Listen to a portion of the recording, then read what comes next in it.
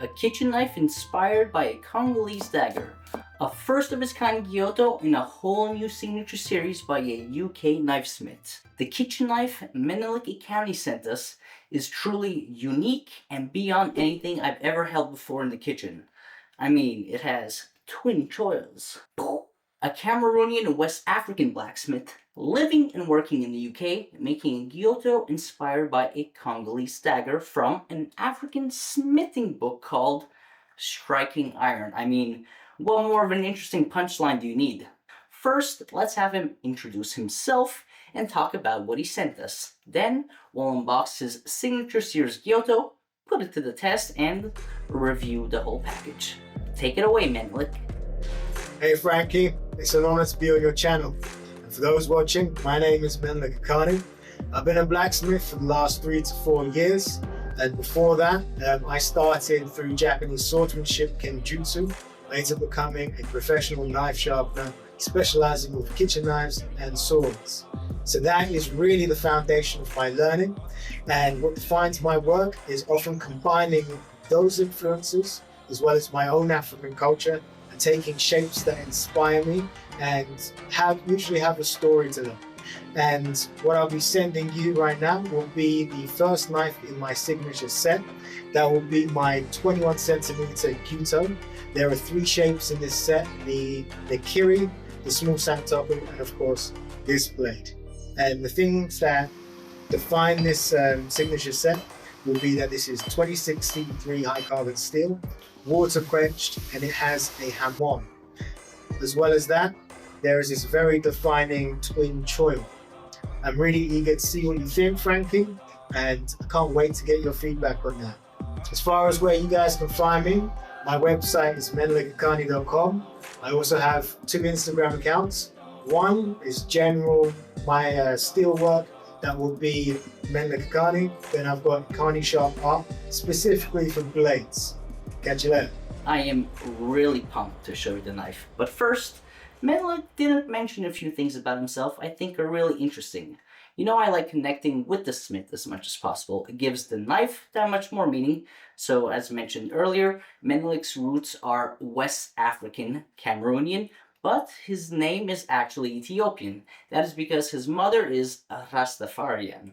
He grew up in a home that is Pan-African and was raised to see past artificial borders while drawing inspiration and influence from the continent as a whole.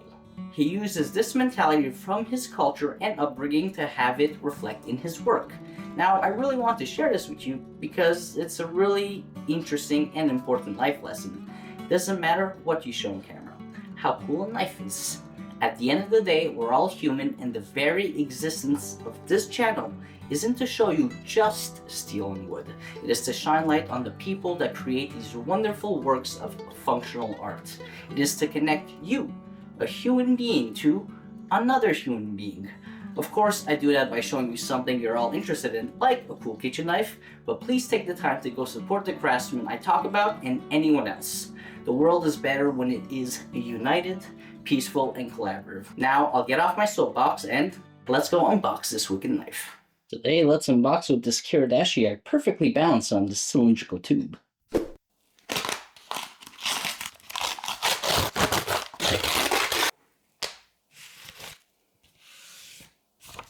Love it. I not only love the knife care tips, but there's some really nice specificity in there, like, since this is likely a high carbon steel knife, use camellia or tsubaki oil when storing your knife and potentially not using it for a while. Do's and don'ts is also great. Super thorough. 1-pager. Love it. First impressions, this has some heft to it. Clearly keeping the tip nice and safe. Nice traditional wall handle. Let's take a look at the blade.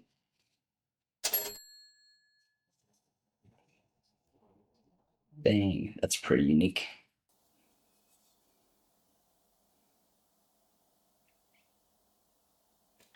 This right here is unique to Menelik Ekani. I haven't seen anyone else do that. Honyaki. Love the weight to it. This is a stunning blade. 26C3 water quenched Honyaki.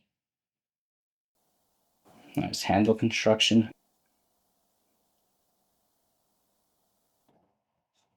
Really like this spine detail. I believe this was inspired from a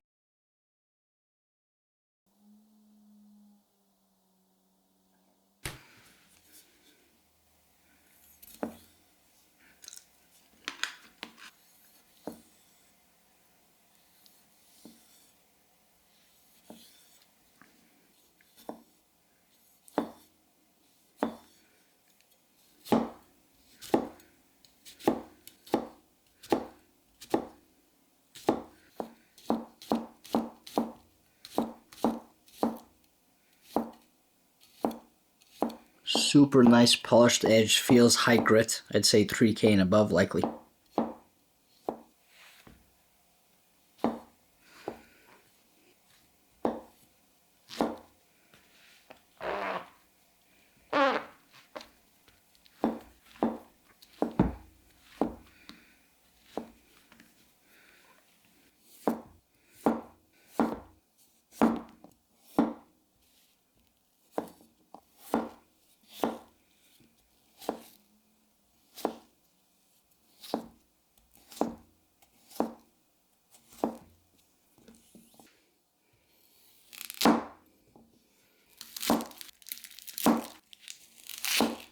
Kind of surprised at the lateral cut. I didn't think it would be so smooth, as it's not necessarily thick behind the edge, but it's also not a thin knife. So that speaks to Menelik's bevel geometry. Also, again, a really big fan of the polished edge.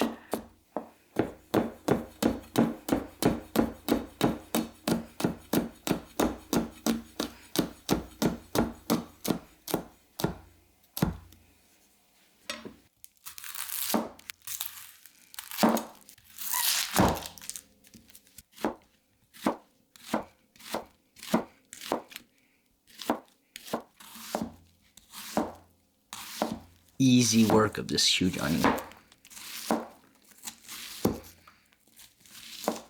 For fun, we'll try lateral cut, even though I don't have too much confidence that this will go through it well. Right, I gotta say I'm impressed by the lateral cut.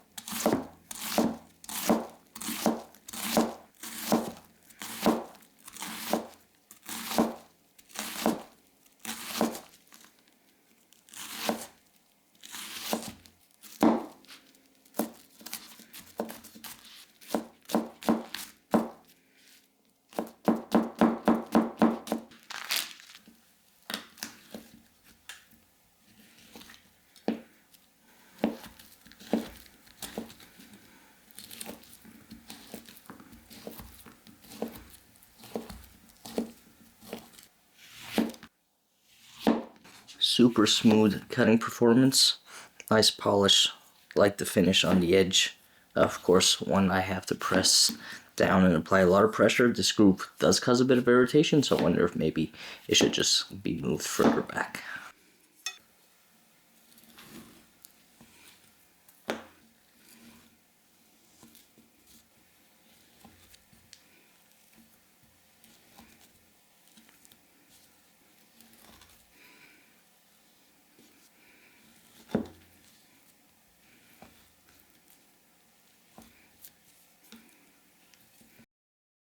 At the price you just saw, in future shipments of this knife, Menelik wants you to know that a proper box will be included.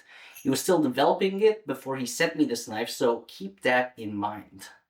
Now, who is this knife for?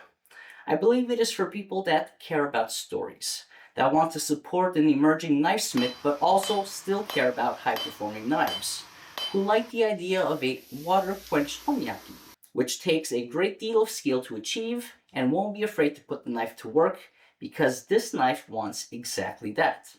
Who is this knife not for? Well, the price is a little hefty, so not everyone can afford it. As a Gyuto, this blade profile can work, but I'd imagine, say if it were a Sujihiki, that groove in the spine would not be ideal to sink your finger into. More on that later. There's a lot to talk about with this knife, and I'm not sure where to start. Maybe we'll just take it from the beginning. This blade is made entirely by hand, by hammering a rectangular bar, as that's the approach Menelik likes to forging. Menelik uses a two-stage quenching process. Water quenching initially, allowing the martensite in the blade to form, then a slow cool down in the oil. The bevels and flats are polished on whetstones from 500 grit all the way to 1000 grit finger stones. Now, really, all I want to do is run my finger up and down and into the spine groove because it's so silky smooth. So let's talk about the maker's mark first. In my opinion, one of the coolest maker's marks I've had the pleasure to see with my own eyes. And maybe that's just because I'm obsessed with Tomb Raider and the Cradle of Life, and this reminds me of some cool tribal clan symbol I'd find in such video game, but his maker's mark really is, in essence, an animal paw print belonging to the South African painted dog. Each portion of the paw is a Zulu, I think it's pronounced Ikiwa spear. Sorry if I mispronounce that. Now typically, I would find this handle made of European and fumed oak to be a little short and stubby, but to be honest, it balances the knife really well right above the choil, the bottom choil I'm referring to. Speaking of bottom choil, the top groove, or secondary choil, is, if you remember at the beginning of the video as I mentioned, modeled after a Congolese dagger. I wasn't sure how I would feel about it on the hands, to be honest, but it really is quite comfortable for the most part, largely because of how well polished the entire spine is. For visually being such a large piece of steel missing, it isn't really detrimental to my pinch grip or comfort except in two particular cases in our knife tests. If a lot of pressure needs to be exerted downwards, like on dense mortadella or denser even guanciale, then absolutely I can feel the top of the groove kind of just pinching my hand a bit, and that's not quite comfortable. But for most foods, this wouldn't be a problem. But it does make me question if this feature will work well on his signature Nikiri, where you're repeatedly moving your blade up and down and maybe exerting more pressure than is needed on the inside of the hand.